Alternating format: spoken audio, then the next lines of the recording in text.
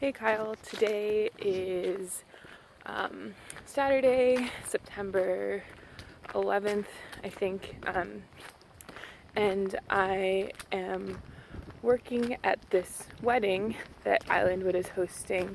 So they have like a scrapbook station so that the guests can make a scrapbook for the bride and groom. So I'm manning the art studio to make sure everything's in its place and like people know what's going on and all that. So I'm walking there right now. Got dressed up, fancy. And I haven't set a video for a while. I'm gonna try to do that today, maybe this afternoon.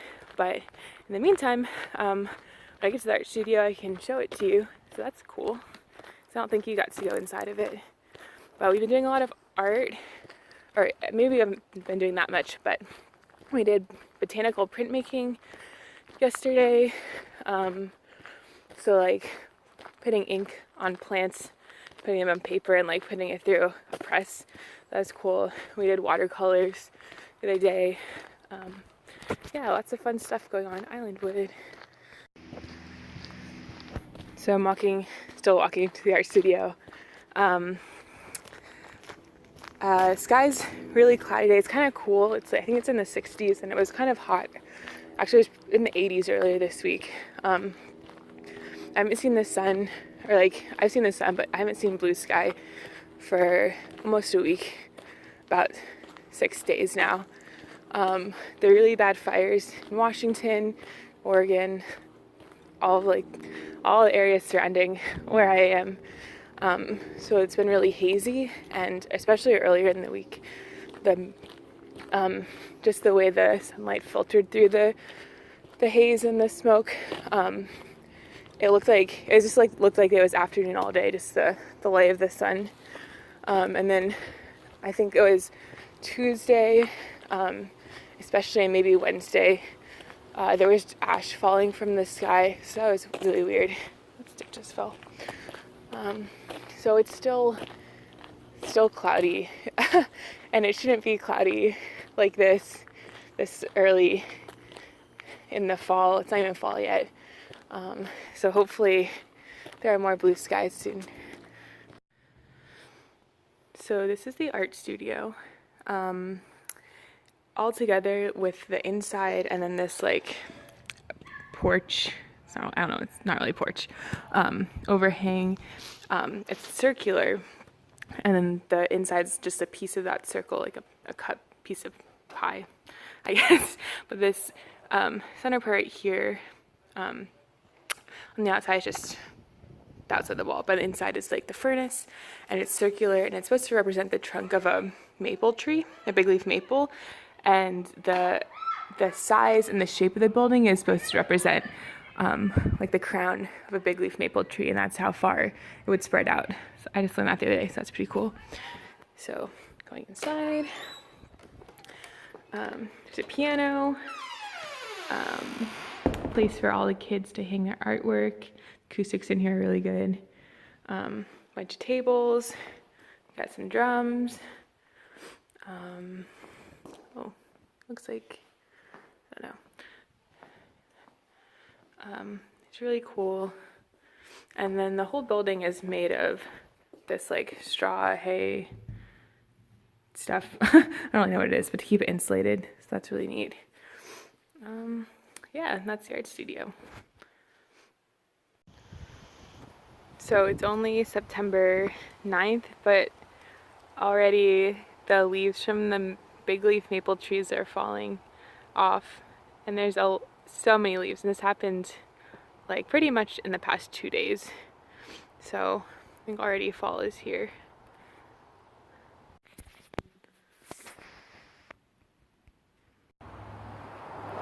Hey Kyle, so today is Sunday, September 10th, I think. And so today, one of my friends and fellow grads had to go to Seattle to meet her parents for the day. So she asked me to drive her to the ferry, and then she'll use her car for the rest of the day, which is really cool. So I just kind of started to drive around the island and kind of like go away from Islandwood because I haven't been on much of Bainbridge Island, and I ended up finding this place called the Grand Forest, which I kind of just read this sign, but let me look at it again. So it is basically just this forest that the people of Bainbridge wanted to keep a forest and not develop on. And I guess it's a land trust. But yeah, so I'm reading the sign, sorry. So they're keeping this place as natural as possible. And there's trails on it, so I drove past it and then I decided to stop. So we'll see if we see anything interesting. I'll keep you updated. So I've been walking like 100 feet, but I felt like this is a perfect opportunity to kind of talk to you about some of the plants of the Pacific Northwest. So we've been spending a decent amount of time in our classes at Islandwood learning about the plants, and like earlier this week we did edible plant identification. So we had to take a quiz so that we know like this is something we can feed our kids, or like this is something we should not be feeding our kids if we want to give them edible plants. So maybe I'll start with the trees. So this tree right here, well, I don't know if you can see it. You can't, this really, this tall one, it's going up. The leaves, you can't really see. Maybe let me get closer. They're kind of ovalish.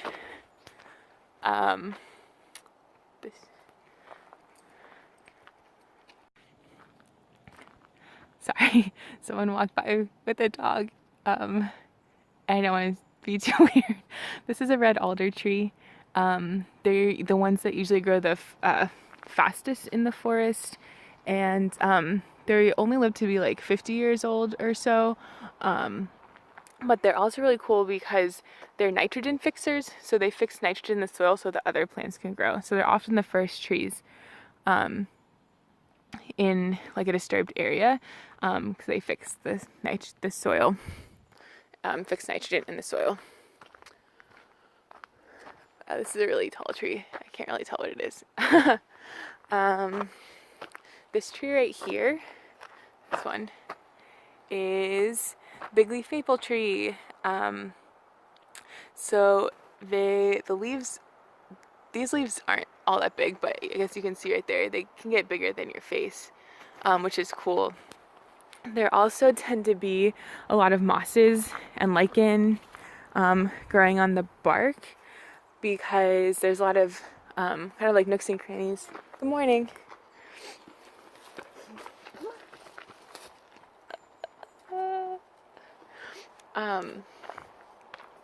So cute. And there's also the bark has a lot of calcium, which lets the mosses grow, which is cool. So big leaf maple. Let me get a good, trying to find a good angle of this tree. This one right here, I don't know if you can see it, is wow, I'm trying to get a good angle, but it's not really going that well. It's the western red cedar. And let me find some leaves for you. So this is the western red cedar. It's not a true cedar, so the word red cedar is actually just one word. And this is the bark. I don't know if you can see that. It's kind of stringy. This is called a tree of life. So Native people used to basically use all parts of this tree. You can use all parts of the bark for everything. They also made canoes out of cedars. The bark can be made into clothing. Yeah, trying to think. The leaves or like the branches of these kind of swoop up, which is a pretty distinguishing feature, so that's cool. What else we got? Got to show you some ferns. This is a bracken fern.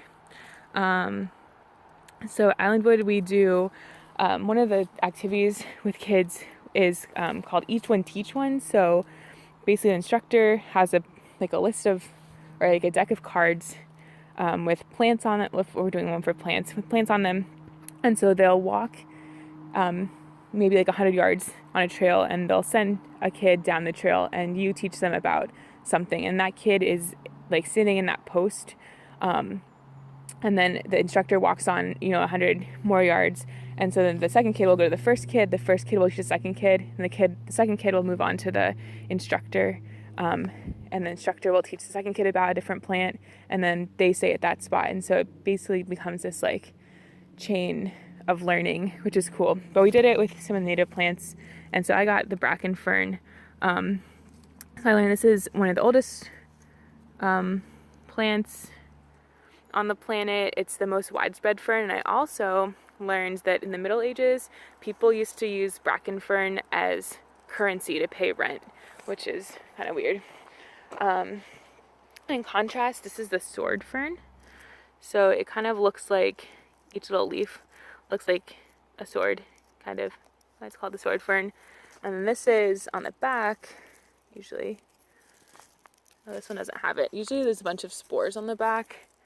There's a few, but usually they're covered with spores. Oh, like this. And one of the plants here is stinging nettle, which has a bunch of like little hairs and spines on it that if there's like acid in them, so if you get on your skin, it'll cause a burning sensation. And supposedly if you rub the spores on where you are stung by stinging nettle, it helps the stinging subside. I also heard that was kind of more of a placebo, but I guess the spores are slightly basic, which helps balance out the acidity maybe a little bit. Let's see, what else? Some plants. So this right here is salmonberry.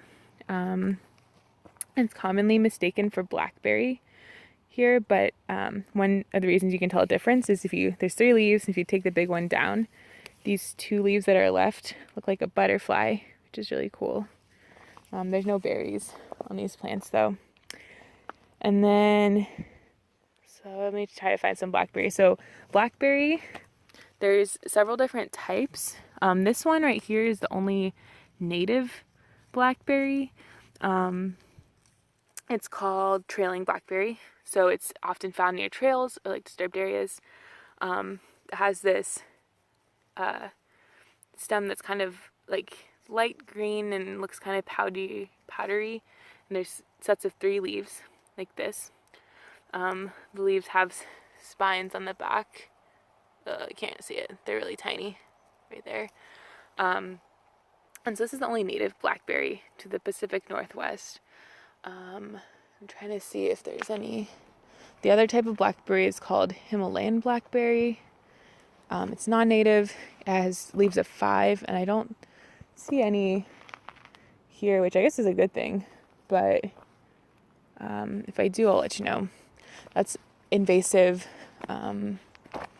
It's prevalent enough in the Pacific Northwest that they don't think it's going to be reversible. I think kind of like maybe Brazilian pepper would be in Florida.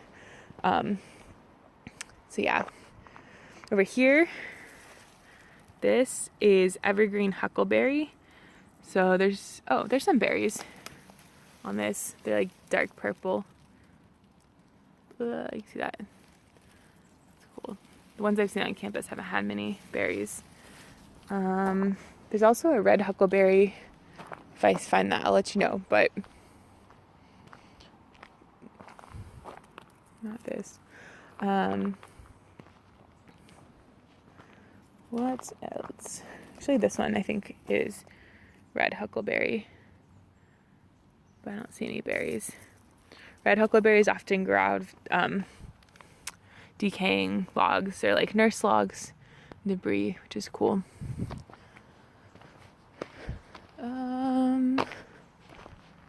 Trying to see if there are any different plants.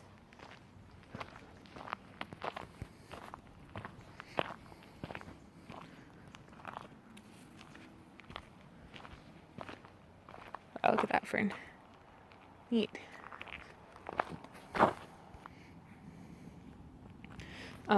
This one is called salal. It has berries. The leaves are really thick and leathery, so you can use them as like a cup if you wanted to. The berries are edible. People make jelly out of them. That's all I know. That's all.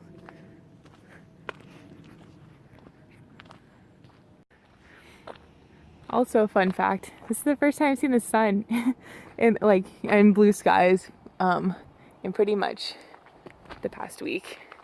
I think it's been actually 7 days, so that's really exciting. So this tree right here is Western hemlock, if I remember this correctly.